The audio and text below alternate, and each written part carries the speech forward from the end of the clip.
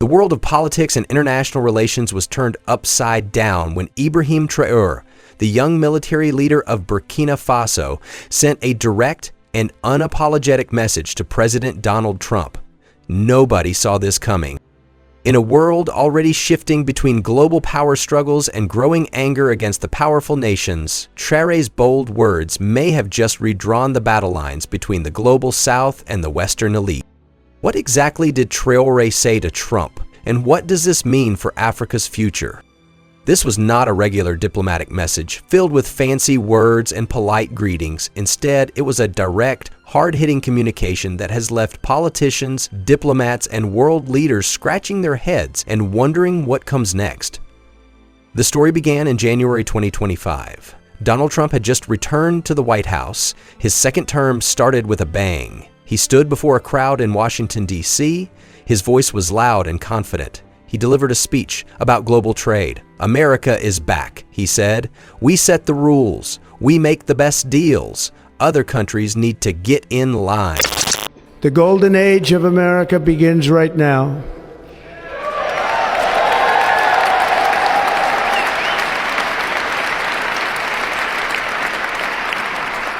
From this day forward, our country will flourish and be respected again all over the world.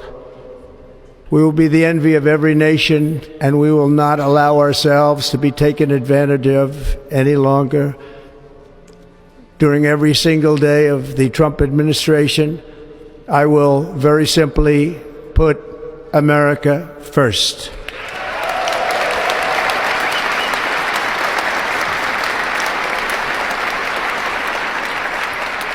Our sovereignty will be reclaimed. Our safety will be restored. The scales of justice will be rebalanced. The vicious, violent, and unfair weaponization of the Justice Department and our government will end.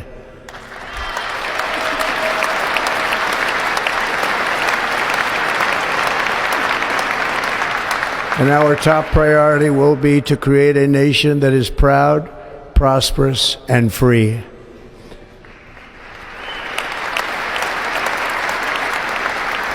America will soon be greater, stronger, and far more exceptional than ever before. His words were clear. His focus was American prosperity. He announced new tariffs on foreign goods. These would raise costs for countries exporting to the U.S. He called it America First. His message was unmistakable. The U.S. would dominate global markets. Trump's speech was broadcast worldwide. It reached Burkina Faso, a small nation in West Africa. The country relies on exporting gold and cotton. Trump's tariffs would hit its economy hard. Gold prices would fluctuate. Trade deals would get tougher. For a nation already fighting to stand tall, this was a direct blow to its lifeline. Trump's words felt like a challenge to nations like Burkina Faso. They needed U.S. markets, but Trump's policies prioritized American wealth. "We are bringing money back to America," he said. "Nobody will take advantage of us anymore." These words echoed across the globe, and they set the stage for what came next. On February 15, 2025, Ibrahim Traoré stepped up. He stood at a podium in Ouagadougou, Burkina Faso's capital. His military uniform was crisp, his voice was steady and firm. The air was thick with anticipation. Traoré was known for bold leadership. He had been pushing for Burkina Faso's independence since 2022. But this speech was different. It felt like a direct answer to Trump's words, and it was a moment that would redefine Africa's place on the global stage. Traoré began with a powerful statement. "Our nation will not bow to outsiders," he said. "Our gold, our cotton, our resources belong to us. For too long, they have built wealth elsewhere. That ends now." Traoré paused, then continued. "We will control our own future," he said. "We will build our own industries. We will keep our wealth for our people." These words were strong. They were clear. They were a declaration. Burkina Faso will come first for its own people, not America. Burkina Faso is rich in gold and cotton. It is one of Africa's top producers. But much of its wealth has gone to foreign companies. Traoré wanted to change that. "We will mine our own gold," he said. "We will process our cotton here, we will sell it on our terms. Traore's message felt like a response to Trump's call for dominance. It was a direct challenge to the world's most powerful nation, delivered without hesitation. His speech was electrifying. Traore spoke for nearly an hour. He detailed his vision for Burkina Faso. He called for economic independence and demanded fair trade with other nations. "If you want our resources," he said, "you must come as equals. We are done with deals that leave us poor." These words carried weight. They were not aimed at one person, but many heard them as an answer to Trump. His tariffs and trade policies had set a tough tone. However, Traore's speech pushed back with a demand for respect. It was a clash of visions, America's dominance versus Africa's awakening. Trump's January speech had called for countries to get in line, but Traore's words rejected that idea. "We are not a resource depot," he said. "We are a nation of equals." Traore's message was unmistakable. Burkina Faso would chart its own course. It would not bend to outside pressure. This was no longer a small nation begging. It was a bold declaration of self-determination. The speech's impact was immediate. It sparked action in Burkina Faso. The government moved quickly. It started talks with African neighbors for new trade deals. Traore's words were not just talks, they were a blueprint for change. The crowd in Ouagadougou felt it and chanted his name. They waved flags, they believed in his vision. And across Africa, people watched, inspired by a leader who dared to dream bigger. But Traore's speech shocked the other parts of the world. What made his message so shocking was not just what he said, but how he said it and when he chose to say it. First, the timing was perfect from a strategic point of view. By sending the message right after Trump took office, Traore was trying to influence how America would approach Africa during the next 4 years. Most African leaders wait to see what America wants to do, then they react to those decisions. But Traore flipped this approach completely. Instead of waiting and reacting, he was the first to make his position clear. He was setting the agenda instead of responding to someone else's agenda. The language Traore used was also very different from normal diplomatic communication.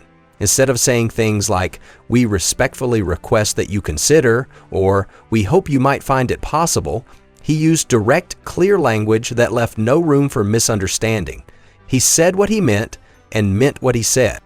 Another shocking aspect was that Traore claimed to speak not just for Burkina Faso, but for a whole new generation of African leaders. This suggested that his message was not just one man's opinion, but part of a larger movement among young African leaders who are tired of the old ways of doing things. Could this be the spark that ignites a continent-wide revolution?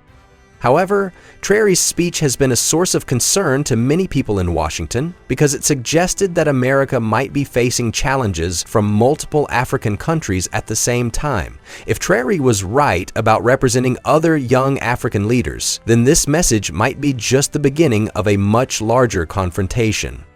Traore's message to Trump represents something much larger than just a disagreement between two countries. It reflects a growing confidence among young African leaders who believe their countries deserve to be treated as equal partners in international relations, not as junior partners who should be grateful for whatever help they receive. This new generation of African leaders have grown up in a world where information travels quickly and where they can easily compare how their countries are treated versus how other countries are treated. They can see that natural resources in some parts of the world make those countries very wealthy, while similar resources in Africa do not always bring the same benefits to African people. They also grew up with access to education and information that previous generations of African leaders did not have. This means they understand complex economic and political issues just as well as leaders from wealthy countries. They are no longer willing to accept explanations that don't make sense or agreements that seem unfair. But that is not all.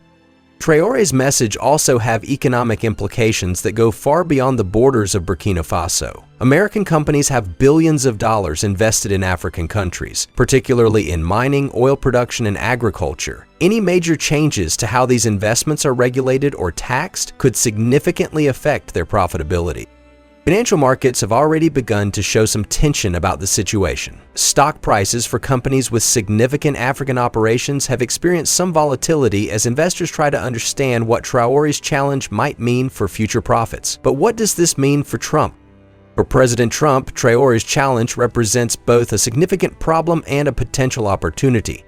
The problem is obvious. He is facing an unexpected challenge from an African leader at a time when he is trying to establish his foreign policy agenda for his second term. But the situation also presents opportunities. Trump has always criticized previous American administrations for making bad deals with other countries. He could potentially use Traore's challenge as an opportunity to negotiate new arrangements that he can claim are better for America than previous agreements. Trump's America First approach to foreign policy could actually align with some of what Traore is demanding. If both leaders want their countries to benefit more from international relationships, there might be room for agreements that make both sides happy. However, finding such agreements will not be easy. The gap between what Traore is demanding and what America has traditionally been willing to offer is very large. Bridging this gap will require creative thinking and probably some compromises from both sides. The question is, will pride or practicality prevail? Looking beyond the immediate diplomatic crisis, Traore's challenge to Trump represents something that could have long-term implications for how international relations work around the world. For years, the international system has been based on the idea that wealthy, developed countries would naturally take the lead in global affairs, while poorer, developing countries would follow their guidance and be grateful for whatever help they receive. But Traore's approach challenges this basic assumption. He is suggesting that countries should be treated as equals regardless of their current economic status, and that being poor does not mean accepting unfair treatment or giving up the right to make independent decisions. If this approach spreads to other regions of the world, it could fundamentally change how international politics works. Countries in Asia, Latin America, and other parts of Africa might begin making similar demands for more equal treatment and fairer economic arrangements.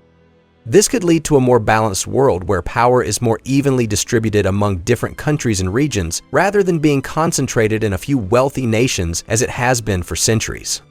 But behind all the political and economic analysis, it is important to remember that Traore's message ultimately reflects the hopes and frustrations of millions of ordinary African people who want better lives for themselves and their children.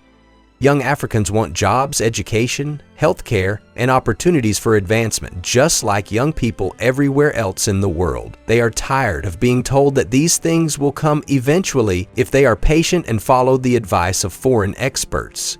They are ready for change, and they are ready now. Although Trump temporarily exempted Burkina Faso from the retaliatory tariffs, the world is still waiting to see how President Trump will respond to Traore's unexpected challenge. The response, when it comes, will likely set the tone for American-African relations for years to come. If Trump chooses to dismiss Traore's concerns or respond with tariff threats or pressure, it could lead to a significant breakdown in relations between America and several African countries. This could push African nations closer to other global powers and reduce American influence on the continent. However, if Trump chooses to engage seriously with Traore and work toward new arrangements that address African concerns, it could lead to a new model for international relations that other countries might follow. Although the risks are high for both leaders, the situation represents a test of whether Trump's administration can adapt to changing global realities and find new ways to advance American interests in a changing world. For Traore, the situation represents a test of whether his bold approach can actually deliver better outcomes for his country and for Africa more broadly. If his strategy succeeds, he could become a model for other African leaders. If it fails, it could set back efforts at African true independence for years. The world is watching to see what happens next. Will this lead to new forms of international cooperation based on greater equality and mutual respect? Or will it lead to confrontation and a breakdown in relationships that have existed for decades? The answer to these questions will depend largely on how both leaders choose to proceed from this point. But regardless of what happens in the short term, Traore's message has already accomplished something significant. It has forced the world to confront questions about fairness, equality, and justice in international relations that have been avoided for too long. The age of quiet diplomacy and patient waiting for gradual change may be coming to an end. In its place, a new era of direct communication and bold demands for immediate change may be beginning. How the world adapts to this new reality will shape international relations for generations to come. Do you agree with Traore that African nations should demand equal treatment in global trade? Why or why not? If you were in Trump's shoes, how would you respond to Traore's challenge? Drop your thoughts in the comment section below. So if you want more deep videos like this, hit that subscribe button, turn on notifications, and share this video with your friends. You can also check our channel for more videos about deep stories that are changing the world. The shock that Traore's message has created around the world is just the beginning. The real changes, whether positive or negative, are still to come, and we are waiting to see what those changes will be.